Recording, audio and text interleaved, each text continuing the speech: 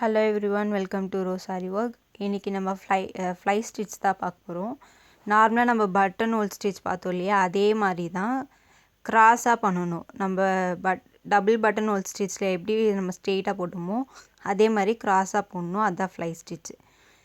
பாருங்கள், சென்டர்லேருந்து நான் த்ரெட் எடுத்து க்ராஸாக ரைட்டில் லெஃப்டில் நான் போட்டுட்டு மறுபடியும் சென்டரில் லாக் பண்ணுறேன். மறுபடியும் பாருங்கள், க்ராஸாக மேலே ஃபஸ்ட் லைனில் எடுத்துகிட்டு போயிட்டு அகெயின் நான் சென்டரில் எடுத்துன்னு வந்து தான் லாக் பண்ணுறேன்.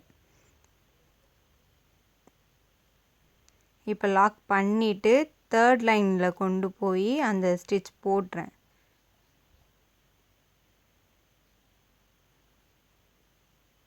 பாருங்கள், ஃபஸ்ட் லைனில் ஒரு ஸ்டிச் போட்டுட்டு அகெயின் நான் செகண்ட் லைனில் போய் லாக் பண்ணுறேன்.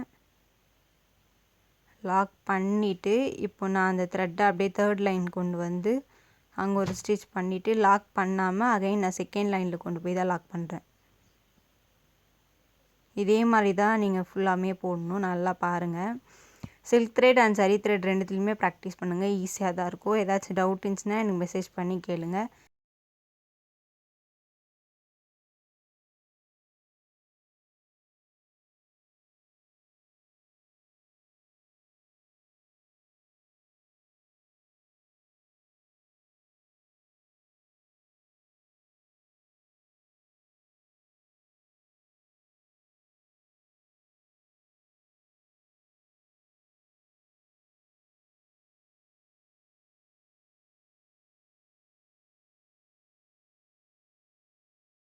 பேசிக் செயின் ஸ்டிச் எவ்வளோ நல்லா ப்ராக்டிஸ் பண்ணுறீங்களோ அதுக்கேற்ற மாதிரி தான் நீங்கள் போடுற எல்லா ஸ்டிச்சஸுமே ஈஸியாக இருக்கும்.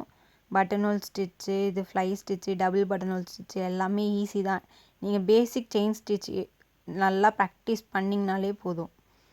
ஏதாச்சும் டவுட் இருந்துச்சுன்னா எனக்கு கேளுங்க. தேங்க்யூ.